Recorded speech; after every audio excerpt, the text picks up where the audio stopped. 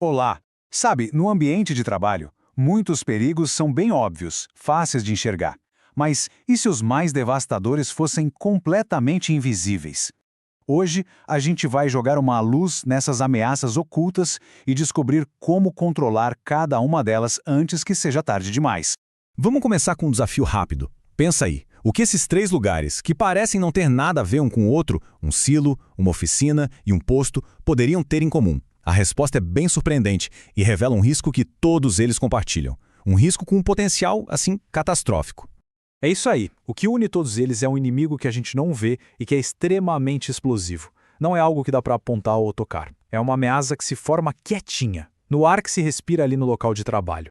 Para a gente desvendar esse mistério, nosso caminho vai ser bem claro. Primeiro, vamos identificar que perigos são esses. Depois, vamos mergulhar na ciência da coisa para entender como uma explosão acontece. A gente vai ver onde esses riscos se escondem aqui no Brasil e aí vamos conhecer o papel fundamental do técnico em segurança do trabalho. E para fechar, vamos detalhar as estratégias para prevenir e controlar tudo isso, mantendo todo mundo seguro. Bom, vamos começar por aqui. Pensa comigo. As ameaças mais perigosas geralmente são aquelas que pegam a gente de surpresa. As que não dá para ver. E é exatamente disso que estamos falando. Vapores, gases e poeiras tão fininhas que vão saturando o ar sem que ninguém note, até que o estrago está feito. O ponto central aqui é que esses materiais criam o que os especialistas chamam de atmosferas potencialmente explosivas. Na prática, isso quer dizer que um local de trabalho que parece totalmente normal pode virar uma verdadeira armadilha, só esperando uma faísca para detonar tudo. Mas como que um ambiente comum se transforma numa bomba relógio? Para conseguir prevenir, a gente primeiro precisa entender a ciência por trás de uma explosão. Tudo se resume a um conceito bem clássico, o triângulo do fogo. Para a combustão acontecer, a gente precisa de três coisas juntas. O oxigênio, que já está no ar, uma fonte de ignição, que pode ser uma faísca minúscula, e o combustível. É aí que os nossos inimigos invisíveis entram em cena. Os vapores, os gases e as poeiras são o combustível perfeito para o desastre. Então, o que de fato faz um líquido ser chamado de inflamável pelas normas de segurança? A chave está no tal do ponto de fulgor. Se um líquido solta vapores que podem pegar fogo a uma temperatura de 60 graus Celsius ou menos, ele já é considerado uma ameaça. O perigo real, veja bem, não é o líquido em si, mas os vapores invisíveis que ele libera no ar. Vamos entender de vez o que é esse ponto de fulgor. Pensa no álcool da churrasqueira. Por que quando a gente joga um fósforo perto, ele cria aquela bola de fogo na hora? É porque, mesmo na temperatura ambiente, o álcool já está liberando vapor, criando a mistura ideal com o ar. Essa chama que aparece e some rapidinho, isso é o ponto de fulgor, ou flashpoint.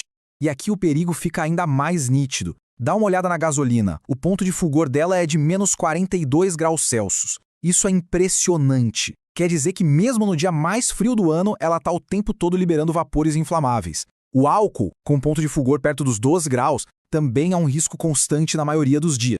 Mas o perigo não está só nos líquidos. Pense em materiais que parecem totalmente inofensivos: açúcar, grãos de soja, até serragem de madeira. Quando eles estão em forma de poeira fina, suspensos no ar, eles se transformam em verdadeiras bombas. Por quê? Porque a área de superfície de milhares de partículas minúsculas permite que elas queimem de forma quase instantânea e com uma violência tremenda. E aqui vai uma dica de ouro, uma regra de bolso que pode literalmente salvar vidas. Como saber se a concentração de poeira no ar está perigosa? Um teste simples. Se a nuvem de poeira estiver tão densa que não dá para enxergar a própria mão esticada na frente do corpo, a atmosfera provavelmente já está na faixa de explosividade. É um sinal visual bem claro para um perigo que de resto é invisível. Ok, agora que a gente entendeu a ciência, a pergunta é: onde é que esses riscos se escondem aqui no Brasil? A resposta pode surpreender.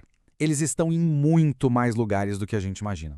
A gente está falando de locais que vão desde refinarias gigantescas até pequenas marcenarias de bairro, silos de grãos cheios daquela poeira combustível que a gente viu, oficinas de pintura com os vapores dos solventes, depósitos de combustível, nem se fala, e até indústrias de alimentos que lidam com açúcar ou farinha em pó.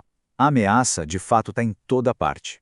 Então, com tantos riscos escondidos, quem é que está na linha de frente para proteger todo mundo? É aqui que entra a figura essencial do técnico em segurança do trabalho, o TST. E o ponto principal é o seguinte: o papel do TST vai muito além de só ficar verificando regras. Ele é um verdadeiro gestor de riscos, um estrategista que usa todo o conhecimento técnico para prever, identificar e neutralizar essas ameaças invisíveis antes que elas tenham qualquer chance de causar um estrago. O trabalho do TST segue um plano de ação bem metódico. Primeiro, ele mapeia todas as fontes de risco. Depois, implementa sistemas de ventilação para impedir que vapores e poeira se acumulem. Em seguida, garante que todo material perigoso seja guardado do jeito certo. Cria procedimentos para evitar vazamentos e, claro, treina a equipe de emergência para estar sempre preparada para o pior cenário. E isso nos leva direto para o plano de ação, porque identificar o problema é só metade do caminho. A outra metade, que é a mais importante, é a aplicação constante e rigorosa de medidas de controle. Essa frase resume perfeitamente o espírito da prevenção. Grandes desastres raramente acontecem por uma única coisa, mas sim por uma cadeia de pequenas falhas, de descuido e de negligência. Isso mostra que prevenir não é uma opção, é uma responsabilidade fundamental. E como é esse plano na prática? As ações são bem diretas. Manter o ambiente impecavelmente limpo, sem poeira acumulada. Garantir uma ventilação que nunca para de renovar o ar. Controlar de forma obsessiva qualquer coisinha que possa gerar uma faísca ou chama. Armazenar cada produto químico com segurança máxima. E, claro, manter os equipamentos com a manutenção em dia. É um esforço contínuo que nunca pode parar. Para ir além do que a gente conversou aqui e realmente fixar esse conhecimento, não deixe de acessar a visão geral e os materiais de apoio que estão disponíveis logo aqui embaixo. Lá tem detalhes que são fundamentais para dominar o assunto. Então, a gente volta à nossa pergunta inicial, mas de um jeito diferente. Depois de tudo isso, dá para dizer que todos os perigos no trabalho são realmente visíveis? A resposta agora parece óbvia, né? O controle de inflamáveis e poeiras é uma das ações mais críticas na prevenção, justamente porque a gente está lutando contra um inimigo que, na maioria das vezes, não se pode